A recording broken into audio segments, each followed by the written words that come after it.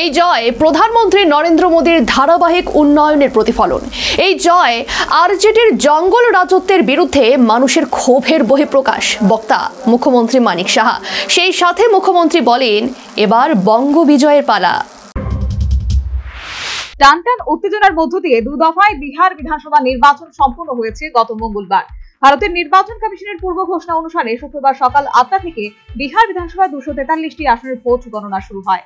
Vote গণনার আধ ঘন্টার মধ্যে বিহার বিধানসভা নির্বাচনের গতি প্রকৃতি প্রায় নির্ধারিত হয়ে যায়। শুরু থেকেই বিজেপি, জেডিইউ সহ এনডিএ জোট এগিয়ে ছিল। বেলা বাড়ার সাথে সাথে প্রতিদ্বন্দ্বী ইন্ডিয়া জোটের থেকে অনেক দূরে এগিয়ে যায় শাসক দল এনডিএ জোট।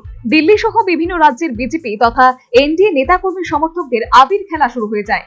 এর থেকে বাদ পড়েনি ত্রিপুরা রাজ্য।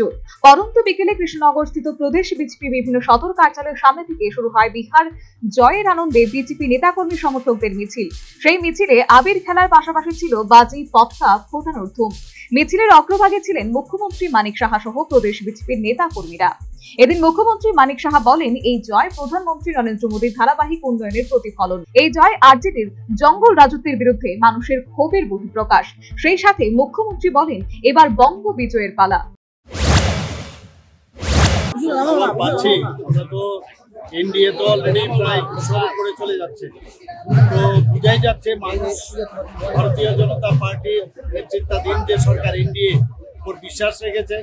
আমি এর কৃতিত্ব মাননীয় প্রধানমন্ত্রীজিকে আমি ধন্যবাদ দেব। আমি যে আমাদের নীতিশ কুমারজিকে আমি ধন্যবাদ দেব এবং একের পরে ভারতীয় জনতা পার্টি যেভাবে জিত হাসিল করছে এবং বঙ্গ এবং অঙ্গ এই তিন জায়গার মধ্যে আমরা দেখছি যে কলিঙ্গ তো আমরা জিতে নিয়েছি, আসাম অঙ্গ আমরা জিতে নিয়েছি, এখন বঙ্গ বাকি রয়েছে।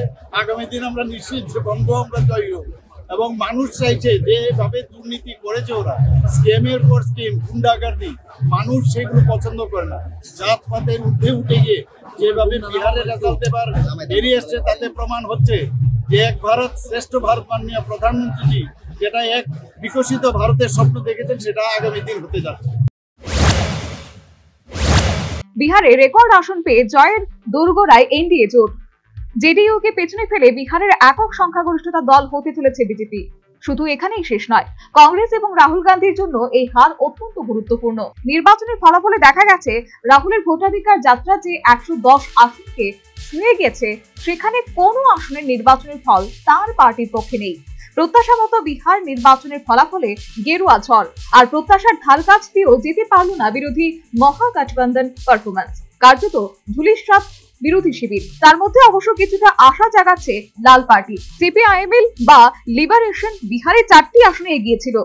পালিগঞ্জ আসনে জিতেছে লিবারেশন, সিপিএম জয়ী বিভূতিপুর আসনে। যদিও চূড়ান্ত ফলাফল কি হবে তার জন্য এখনো খানিকটা সময় অপেক্ষা করতে হবে। তবে এই ফলাফল যে বাস্তব থেকে অনেকটা দূরে, তেমনটা মনে করছেন লিবারেশনের সাধারণ সম্পাদক দীপঙ্কর ভট্টাচার্য। ফলাফল পর্যালোচনা করতে হবে বলেও জানিয়েছেন তিনি। Bureau report, news vanguard.